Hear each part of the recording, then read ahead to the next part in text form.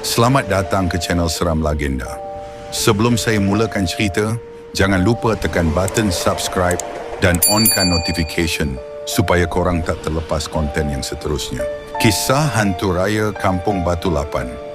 Kisah ini mula tular sekitar awal tahun 2010-an di kawasan selatan Semenanjung Malaysia. Nama kampung sebenar tidak pernah didedahkan secara rasmi, tetapi penduduk sekitar memanggilnya sebagai Kampung Batu Lapan. Segalanya bermula selepas kematian seorang lelaki tua yang dikenali sebagai Pak Hamid, bukan nama sebenar. Arwah dikenali sebagai seorang yang pendiam, tinggal bersendirian di rumah kayu lama di hujung kampung, berdekatan kebun kelapa sawit. Sepanjang hidupnya orang kampung menganggap dia ada ilmu, tetapi tiada siapa berani bertanya lebih lanjut. Malam pertama selepas pengebumiannya, seorang pemuda kampung bernama Azlan mendakwa ternampak kelibat Pak Hamid berdiri di tepi jalan Tanah Merah sekitar jam 11 malam. Azlan ketika itu menunggang motosikal pulang dari bandar. Menurut Azlan, kelibat itu berdiri tegak di bawah lampu jalan, tidak bergerak. Wajahnya samar, tetapi bentuk tubuh dan pakaian, kain pelikat serta baju Melayu lusuh sangat menyerupai arwah. Azlan memberhentikan motosikalnya, menyangka mungkin itu ahli keluarga arwah. Namun apabila dia memanggil, kelibat itu tidak menyahut. Dalam beberapa saat, ia hilang begitu sahaja ke dalam gelap kebun sawit. Pada mulanya orang kampung menganggap Azlan mungkin tersalah lihat. Tetapi 2 malam kemudian, seorang wanita yang tinggal berhampiran rumah arwah pula terdengar bunyi seperti orang berjalan di atas bumbung rumahnya. Bunyi tapak kaki itu berat, perlahan, dan berulang-ulang hampir setengah jam. Dalam masa seminggu, semakin ramai mula bercerita. Seorang remaja mendakwa melihat Pak Hamid duduk di beranda rumahnya sendiri pada waktu maghrib, sedangkan rumah itu sudah kosong. Seorang lagi mendakwa ternampak susuk yang sama berada di kebun sawit pada waktu subuh. Yang membuatkan keadaan menjadi semakin viral ialah apabila seorang guru sekolah di kampung tersebut memuat naik kisah gangguan itu di Facebook.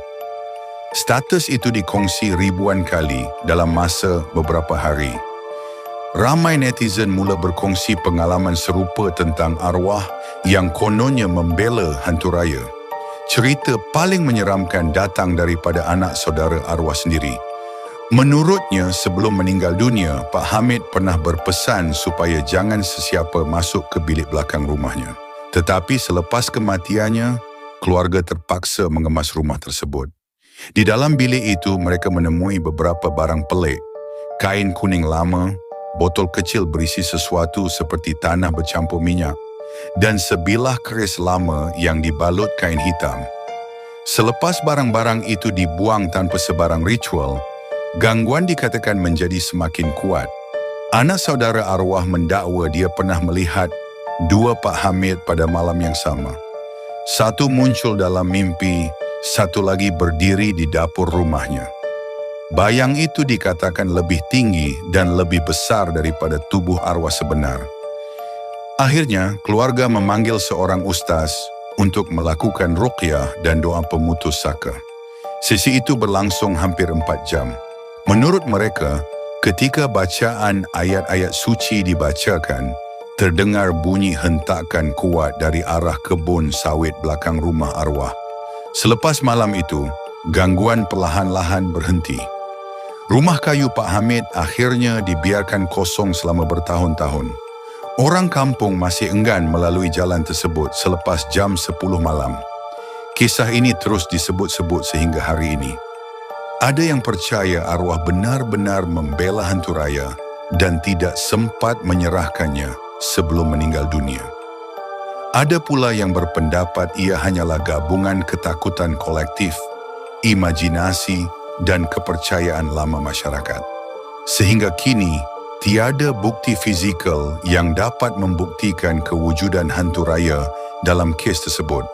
Namun bagi penduduk Kampung Batu Lapan, pengalaman mereka sudah cukup menjadi bukti dan setiap kali kabus turun tebal, Menyelubungi kebun sawit pada waktu malam, ada yang masih teringat akan kelibat berdiri di bawah lampu jalan itu.